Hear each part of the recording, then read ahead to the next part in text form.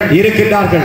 அவர்களெல்லாம் கலந்தெடுத்து புதியவர்களுக்கு வாய்ப்பு அளிக்கப்பட வேண்டும் என்று இப்பொதுக்குழு தமிழகத்துடைய முக்கிய 100 தொகுதிகளிலும் அகில இந்திய ஜனநாயக மக்கள் கட்சி தனித்தே போட்டியிடும் என்று இந்த நேரத்தில் தெரிவித்துக் கொள்கிறேன்.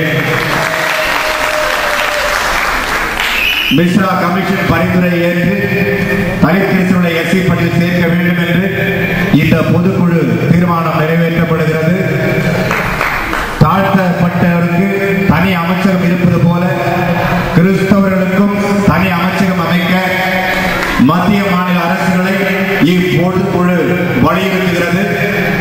அத்தியாவசிய பொருட்களான அரிசி, பருப்பு இந்த வருகின்ற தமிழக சட்டமன்ற தேர்தலில் அனைத்து கட்சிகளும் புதியவர்களுக்கு, இளைஞர்களுக்கு, புதிய கட்சிகளுக்கு வாய்ப்பு தர வேண்டும் என்று அகில இந்திய ஜனநாயக மக்கள் கட்சி சார்பாக இத்தீர்மானம் நிறைவேற்றப்படுகிறது.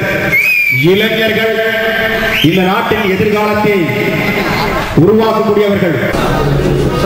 அகில இந்திய ஜனநாயக மக்கள் கட்சி சார்பாக இன்று பொதுக்குழு கூடி தீர்மானம் நிறைவேற்றிருக்கிறது. கடந்த பாராளுமன்ற தேர்தலிலும் சட்டமன்ற இடைத்தேர்தலிலும் நாங்கள் தனித்து போட்டியிட்டிருக்கிறோம்.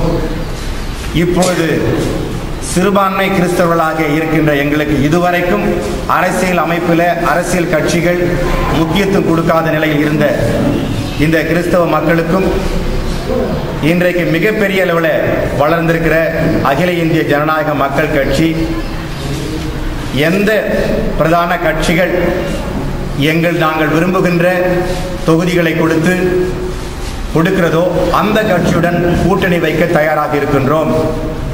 அப்படி தவறும் பட்சத்தில் நிச்சயமாக நாங்கள் 100 தொகுதிகளில் அகில இந்திய ஜனநாயக மக்கள் கட்சி தேர்தலில் போட்டியிடும். குறிப்பாக அரக்கோணம், திருவள்ளூர், காஞ்சிபுரம், திருத்தணி, சோளிங்கர் போன்ற தொகுதிகள் உள்ளடங்கிய தொகுதிகளோடு நாங்கள் 100 தொகுதியில் போட்டியிடுவதற்கு நாங்கள் தயாராக இருக்கிறோம்.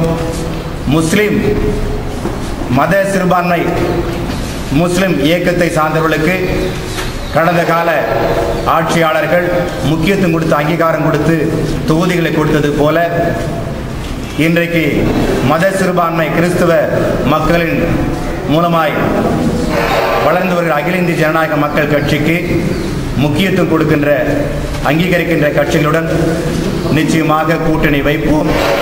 எங்கள் கட்சியுடன் கூட்டணி வைக்கிறவர்கள் நிச்சயமாக இந்த சட்டமன்ற தேர்தலில் வெற்றி பெற்று ஆட்சியை பிடிப்பார்கள் என்பதை இந்த நேரத்தில் தெரிவித்துக் கொள்ள விரும்புகிறேன்.